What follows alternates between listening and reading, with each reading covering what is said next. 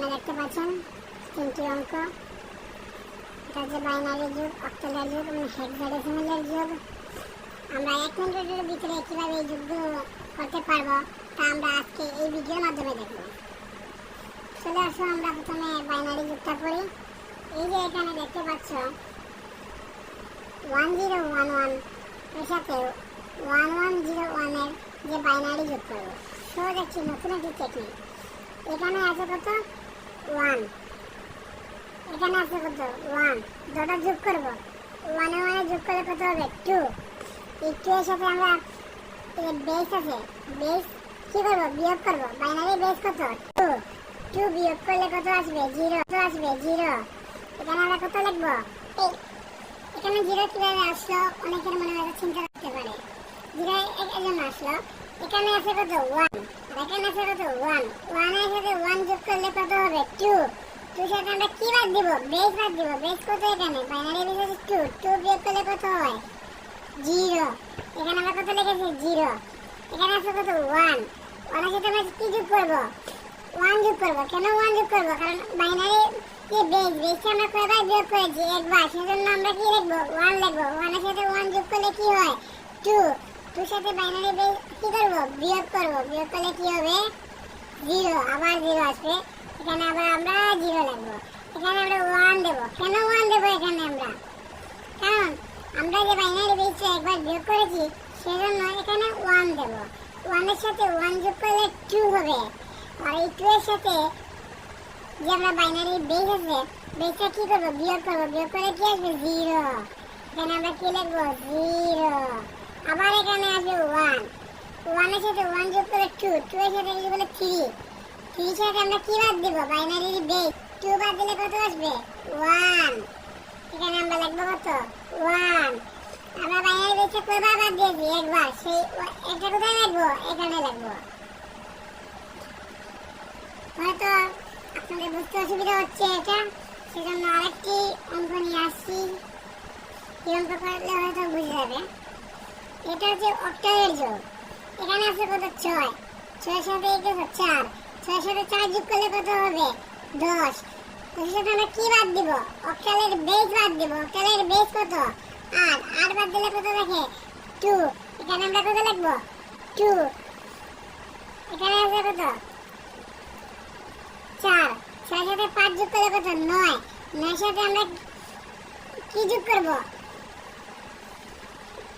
আমরা যে আগে বাইনারি অক্টালের বেসটা বিয়োগ করেছি সেটালে এটা কি করব যোগ করব। আমরা কি করব যোগ 10, এর সাথে কি বিয়োগ দিব অক্টালের বেস। অক্টালের বেস কত 8, 8 বিয়োগ দিলে কত আসবে 2। আবার আমরা কি লিখব 2। আমরা এখানে টাইপটা কত 8 আর 6 কত 12, 12 সাথে আমরা কি যোগ করব,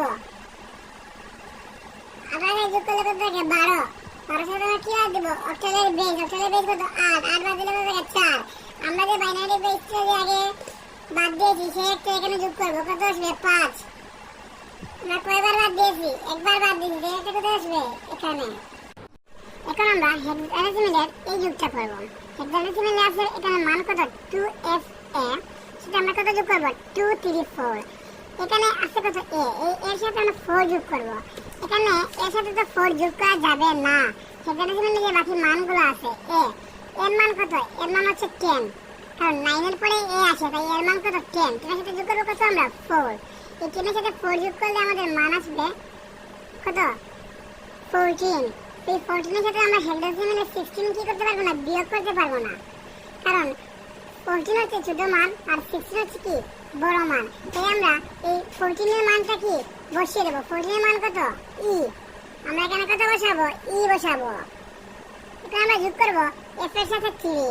এখানে f মানে কত, f মানে 15, 15 এর সাথে আমরা কত যোগ করব 3 যোগ করব।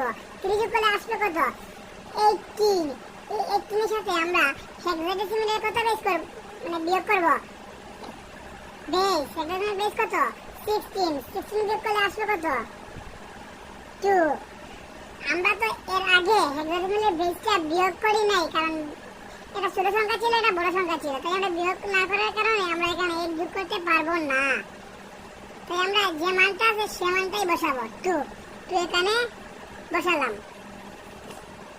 এখানে আছে কত 2, এখানে আছে কত 2, 2 আর 2 যোগ করলে কত আসবে 4। এই 4 এর সাথে আমরা হেক্সাডেসিমালের কি 16 বিয়োগ করতে পারবো না? পারবো না। তাই আমরা 4, কিন্তু আমরা এখানে 4 লিখবো না, কারণ আমি আগে যে আমরা হেক্সাডেসিমালের বেসটা কি বিয়োগ করেছি না, সেই একটা এখানে যোগ করব।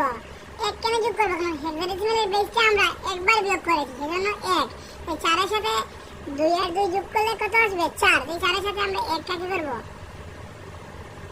যোগ করব। হ্যাঁ, যোগ করলে কত আসবে 5। 5টা এখানে আমরা বসালাম। এখন আমরা ডেসিমেলে যোগ করব।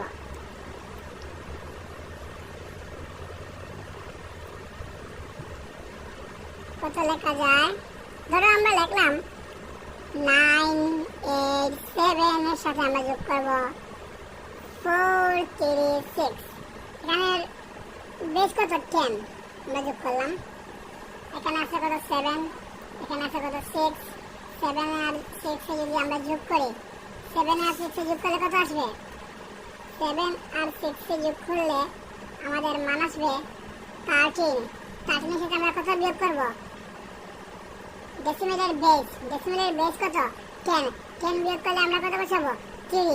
3 টা কত বসাবো? এখানে বসাবো। তারপর আমরা এটা যোগ করব। 8 আর 3 যোগ করলে আসবে কত? 11। 11 এর সাথে আমরা কত বাদ দিব?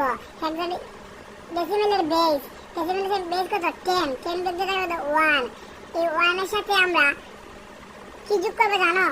আগে যে আমরা একবার বিয়োগ করেছি না, ডেসিমেলের বেস কয়বার বিয়োগ করেছি? আমরা একবার বিয়োগ করি নাই, সেই একটা এখানে যোগ করব। যোগ করলে কত আসবে? 2।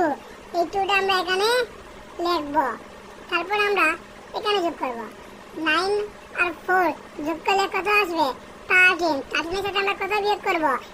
ডেসিমেলের বেস কত 10। 10 করলে কত আসবে? 3।